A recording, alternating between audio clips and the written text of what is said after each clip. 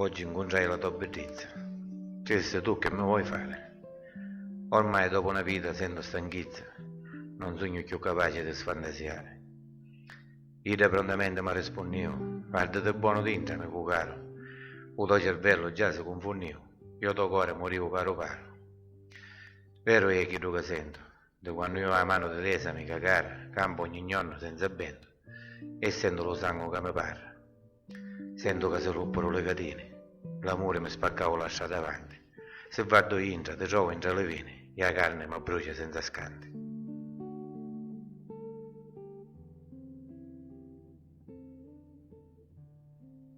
Quando un uomo fa l'amore, avverrà la sua femmina in occhi, senza lasciare mai la guardata. Perché lo vero piacere è pigliarci magari il cervello, che lui è un momento che è diventato. Quando un uomo fa l'amore, a picchiare la bocca della femmina e a dare tante deprivazioni che gli perdere il respiro e dice basta, perché la bocca e l'occhio la fanno diventare ato. Quando un uomo fa l'amore, sa ghittare sopra la femmina come una farfalla sopra una rosa e come il lupo sopra un agnello, perché la bocca, l'occhio, la farfalla e il lupo la fanno diventare ato.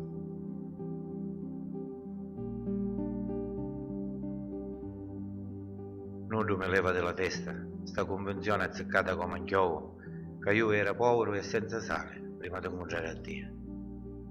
Tu mi tirasti fuori dello fango e mi sciacquassi l'anima annegata, guadiassi sto cuore freddo e senza senso, mi dasti un verso e una bessata e io mi intesi in cristiano.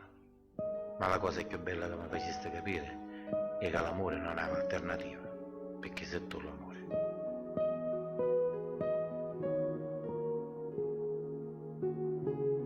Di notte, guardando lo cielo, a mezzo alle stelle della luna, vedo la faccia tua che mi accompagna, e illumina la vita mia e mi chiudo solo, e io in mezzo a sto scuro ci vedo buono.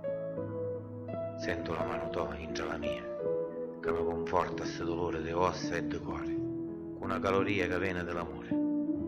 Quando lontano siamo mi piglia lo freddo, e divento un branato in mezzo scemonito, perché tutto mi pare perso e inutile se tu non compari allo fianco mio. E così io perdo lo respiro.